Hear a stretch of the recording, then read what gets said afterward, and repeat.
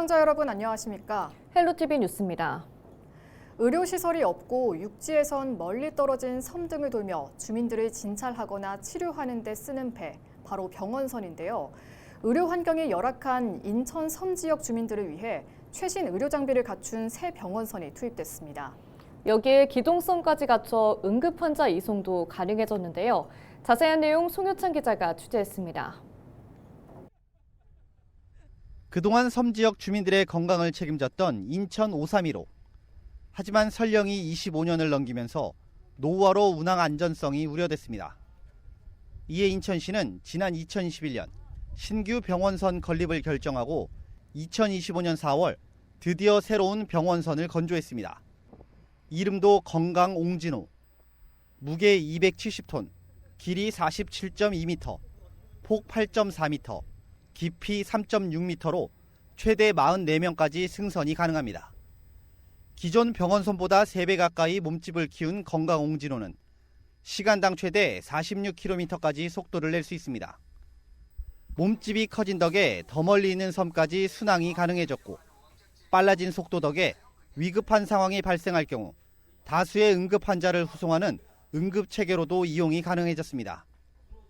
아무래도 일섬 일주치라고는 해도 모든 지역에 이제 의료시설이나 아니면 진료 장비가 들어갈 수가 없다 보니까 그런 부분에 제한이 있는데 이제 병원선이 그쪽으로 가면서 일섬 일주치 제도하고 같이 조금 연계해서 취약점을 보완해 줄 수 있는 그런 걸로 보시면 될 것 같습니다. 기존 병원선은 3개면 9개 도서 지역을 중심으로 운영됐던 것과 달리 신규 병원선은 6개면 17개 도서로 지역 내 비연륙 도서 전 지역 진료가 가능해졌습니다. 진료 과목도 늘었습니다. 진료 과목은 기존의 내과, 치과, 한의과뿐만 아니라 물리치료실과 임상변리실까지 추가됐습니다. 공보의와 간호사, 임상변리사 등 진료 인력도 7명이 배치됩니다. 기본 진료는 물론 예방접종과 만성질환자 관리검사, 방사선 검사, 건강증진 프로그램이 운영되며 연간 44회, 모두 132일 순회 진료할 예정입니다. 새로운 병원선 진료에 주민들도 기대감이 높습니다. 작은 섬들은 이런 병원선이 있으면 좋죠. 뭐 이것저것 내과도 있고 뭐 어디 과도 있고 다른 과도 있으니까 볼 수 있어서 좋아요. 노인분들에 대한 어떤 그 의료가 육지 한 번씩 나가기가 너무 힘드니까 이렇게 이동해서 와서 그렇게 그 진료를 보시고 이렇게 해주시면 참 정말 그야말로 딱 안성맞춤이다. 백령면과 대청면에서 임시 진료를 시작한 건강 옹진호. 오는 6월 공식 취향식을 갖고 본격적인 진료 서비스를 시작할 예정입니다. 헬로티비 뉴스 송유창입니다. 부천시는 오는 8월부터 현금 없는 시내버스를 운영한다고 밝혔습니다. 51개 노선 시내버스 733대가 대상이며 승객은 교통카드나 신용카드로 요금을 내야 합니다. 카드가 없을 경우 안내문의 계좌번호로 요금을 계좌 이체하거나 차량에 비치된 교통카드를 5,000원에 구입해 사용할 수 있습니다. 시는 본격 시행에 앞서 6월 4일부터 7월 31일까지 현금 없는 시내버스를 시범 운영하며 운영기간에는 현금함이 그대로 있습니다. 현금 없는 시내버스 운영을 통해 버스기사가 현금 수납 확인과 거스름돈을 계산하지 않아도 돼 운행 안전성이 높아질 것으로 시는 기대하고 있습니다. 계양구청장배 국제양궁대회가 5일간의 뜨거운 접전 속에 대단원의 막을 내렸습니다. 계양구는 기존 전국대회 규모였던 계양구청장배 양궁대회를 올해부터 국제대회로 확대했는데요. 이번 대회는 문화체육관광부 국제대회 공모사업에 선정된 아시아 최초의 국제 오픈 대회로 고등부와 대학부, 일반부를 통합한 올림픽 라운드 방식인 70m 리커브로 진행됐습니다. 총 15개국에서 380명의 선수가 참가했으며 지난 20일부터 24일까지 계양 아시아드 양궁장과 계양 아라온 수양원 일원에서 경기가 펼쳐졌습니다. 윤한 계양구청장은 이번 대회는 단순한 스포츠 경기를 넘어 전 세계 양궁인들이 소통하며 하나 된 화합의 장이었다며 계양이 아시아를 대표하는 국제 스포츠 도시로 도약하는 계기가 됐다고 전했습니다. 단독 다가구 주택의 전세 거래가 지난 4년 사이 절반으로 줄었습니다. 전세 사기 여파로 보증금 미반환 걱정이 늘었기 때문인데요. 전세 월세화가 빠르게 일어나고 있습니다. 이관성 기자가 보도합니다. 부동산 가격이 치솟았던 지난 2021년 1분기 경기도 지역의 아파트 전세 거래는 43,400여 건이었고 비아파트의 전세 거래는 33,500여 건이었습니다. 하지만 역전세와 전세 사기 여파를 겪고 난 뒤 비아파트의 전세 거래는 크게 줄었습니다. 올해 1분기 경기도 지역 비아파트의 전세 거래는 모두 2만 2천여 건, 4년 전보다 약 35%가 줄어들었습니다. 같은 시기 아파트 전세 거래가 약 27% 증가한 것과 상반되는 모습입니다. 경기도 비아파트들 사이에서는 단독 다가구 주택과 연립 다세대 주택의 전세 거래 감소가 심각합니다. 단독 다가구 주택 전세 거래는 4년 전보다 절반이 줄었고 연립 다가구 주택 전세 거래도 4년 전보다 35%가 줄었습니다. 다행히 오피스텔 전세 거래는 소폭 증가해 비아파트 전세 시장이 월세로 전환되는 속도를 늦추고 있습니다. 단독 다가구 주택의 전세 거래가 반토막난 이유는 권리관계의 구조적 한계 때문입니다. 아파트나 연립 다세대는 각 호실별로 구분 등기가 돼 있어 전세 보증금의 권리를 쉽게 확인할 수 있는데 단독 다가구 주택은 등기사항 증명서만으로 각 호실의 임대차 내역과 선순위 권리를 파악하기 어렵습니다. 보증금 미반환 우려 때문에 단독 다가구 주택의 전세 거래는 금융권과 보증기관에서도 기피하는 실정입니다. 금융기관이나 이제 보증기관에서 이 다가구 주택을 굉장히 꺼려 하더라고요. 금융기관이 이거를 이제 왜 꺼려 하느냐를 봤을 때 선순위 임대차 정보에 대한 불확실성 때문이라고 저는 판단을 합니다.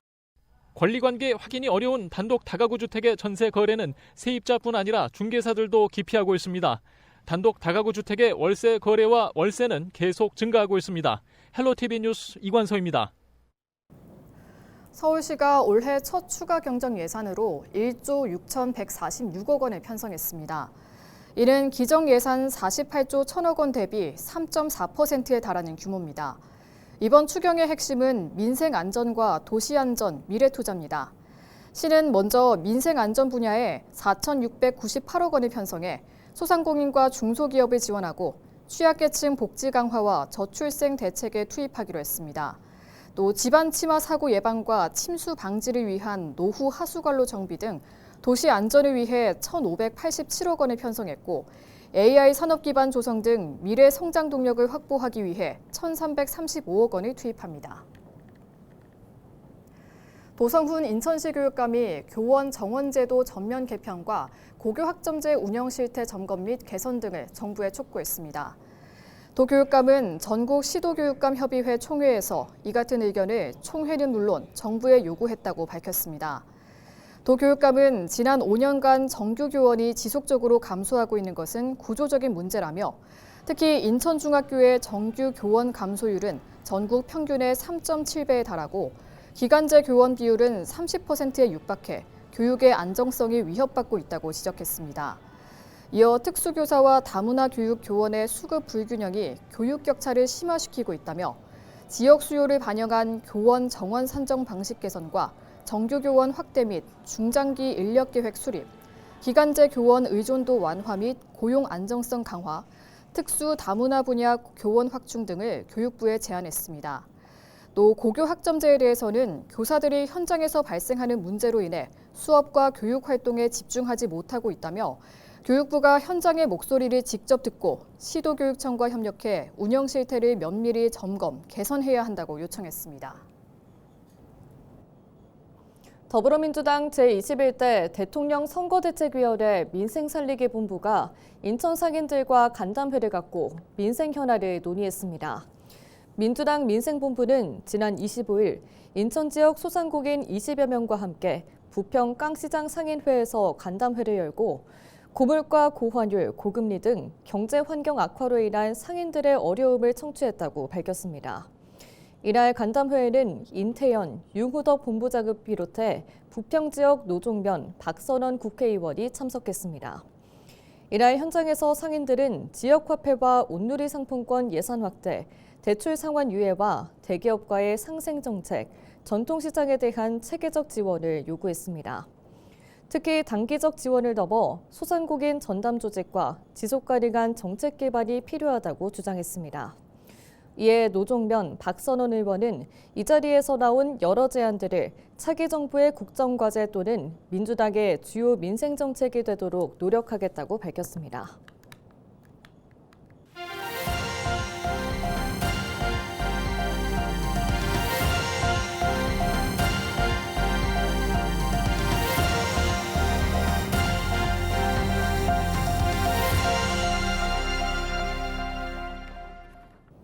기상청이 올여름 기온은 평년보다 높고 강수량은 대체로 많거나 비슷할 것이라고 내다봤습니다.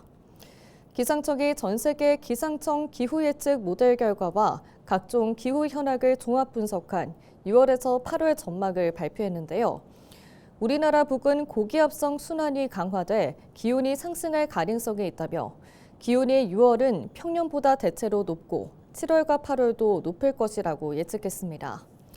기상청은 또 북인도양과 열대 서태평양의 높은 해수면 온도가 남쪽의 고온다습한 기류 유입을 강화시킬 수 있다며 강수량이 6월엔 평년보다 대체로 많고 7월과 8월은 평년과 비슷할 것이라고 전망했습니다. 환경부가 하수도법 시행규칙 개정을 통해 공공하수도 운영 기준을 개선했다고 밝혔습니다. 개정법은 많은 비로 하수처리시설 용량이 초과돼도 안정적인 수질의 하수처리수를 재이용시설에 공급할 수 있게 했습니다. 기존에는 하수처리수가 최종 방류구를 통과해야만 재이용이 가능했는데요. 앞으로는 지자체가 유역환경청과 협의하면 방류구 이전 단계에서도 공급이 가능합니다. 환경부는 폐수처리시설 시운전 절차가 간소화돼 처리 효율도 높아질 것이라고 전망했습니다. 인천시가 오는 28일부터 청년 창업 특례 보증 지원 사업을 시행합니다. 총 125억 원 규모로 청년 창업 기업당 최대 3천만 원까지 지원할 계획입니다. 지원 대상은 인천에 사업장을 둔 39세 이하 청년 소상공인으로 창업 후 5년 이내 기업이 해당됩니다. 대출금은 1년 거치 후 4년간 분할 상환 방식으로 운영되며 시는 최초 3년간 연 1.5%의 2차 보전을 제공할 방침입니다. 보증 수수료는 연 0.8%입니다. 상담 및 신청은 오는 28일부터 자금 소진 시까지 가능하며 자세한 내용은 인천신용보증재단 누리집 또는 사업장 소재지 재단 지점을 통해 확인할 수 있습니다. 경기도는 올해 하반기 경기형 가족돌봄 수당 신청을 내달 2일부터 접수한다고 밝혔습니다. 경기형 가족돌봄 수당은 아동을 돌보는 사촌인의 친인척과 사회적 가족 등 조력자에게 경기도와 시군이 돌봄비를 지원하는 복지사업으로 작년 하반기부터 시범 실시됐습니다. 수당 지급 대상 가구의 아동 연령은 생후 24에서 48개월에서 24에서 36개월로 소득 수준은 제한 없음에서 기준 중위소득 150% 이하로 각각 변경됐습니다. 돌봄 수당은 월 40시간 이상 돌봄 수행 시 아동 1명일 경우 월 30만 원, 2명 월 45만 원, 3명 월 60만 원입니다. 서울시 교육청이 6월 한 달간 서울시 내 11개 교육지원청에서 고교 학점제 설명회를 엽니다. 이번 설명회는 올해 새로 도입된 고교 학점제에 대한 이해도를 높이고 학생들의 진로 학업 설계를 지원하기 위해 마련됐습니다. 설명회는 1부와 2부로 나뉘어 진행됩니다. 1부에서는 고교학점제 담당 장학사가 고교학점제 도입으로 달라지는 고등학교 생활을 주제로 2부에서는 서울시 교육청 대학진학지도지원단 소속 교사가 고교 내신 평가 방식의 변화, 학생 진로 설계 전략 등을 안내할 예정입니다. 설명회 신청 등 자세한 내용은 서울시 교육청으로 문의하면 됩니다. 최근 야외 활동이 늘어남에 따라 진드기 매개 감염병 예방을 위한 수칙 준수가 필요해 보입니다.